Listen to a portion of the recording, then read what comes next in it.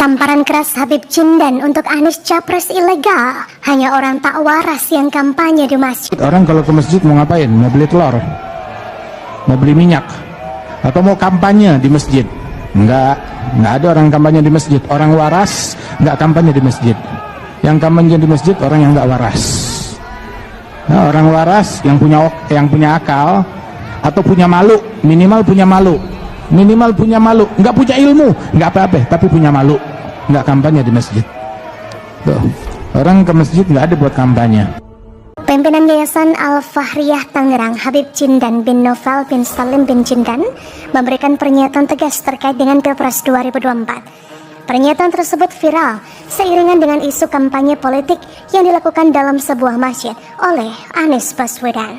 Dalam pernyataan tersebut, Habib Jindan bin Novel mengatakan bahwa sejumlah elit politik tak boleh menggunakan masjid sebagai sarana dari kampanye politik. Menurutnya, hal tersebut malah akan menjadi citra buruk untuk masjid yang menjadi tempat ibadah umat Islam.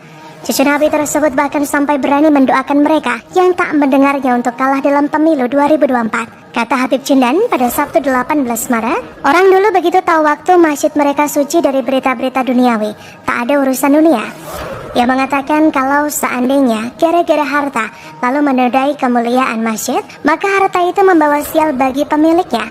Lantas bagaimana kalau ada orang kampanye politik di masjid? Menurut Habib Jindan bin Novel, orang seperti itu adalah pembawa sial. Belum jadi saja sudah menodai masjid, bagaimana kalau sudah jadi? Habib Jindan menegaskan, masjid bukan tempatnya kampanye politik dengan atau atas dalih apapun. Bahkan dalam suatu kesempatan, Habib Jindan juga mengungkapkan bahwa tak ada orang waras yang berkampanye di masjid. Orang yang waras dan minimal punya malu tidak akan berkampanye di masjid. Pernyataan Habib Jindan tersebut langsung menampar muka Anies yang belakangan begitu gencar menggunakan masjid untuk berkampanye di Aceh, di Medan, dan terakhir di Masjid Al-Akbar Surabaya. Sebelumnya, Dewan Masjid Indonesia atau DMI telah mengeluarkan surat edaran. Salah satu isinya, masjid, musola, atau tempat ibadah harus steril dari kegiatan kampanye politik praktis.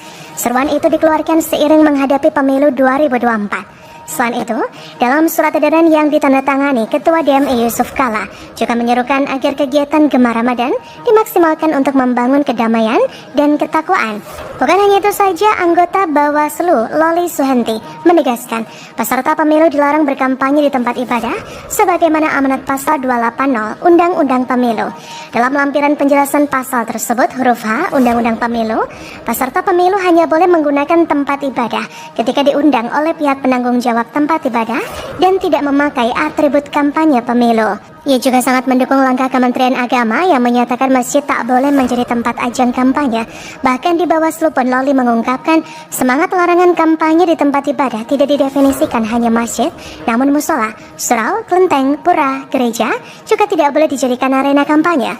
Loli menilai masjid merupakan tempat tumbuh kembang peradaban Islam serta tempat untuk melakukan pendidikan. Ia pun meyakini masjid akan menjadi garda terdepan untuk menjaga kerukunan umat, termasuk dalam konteks pemilu.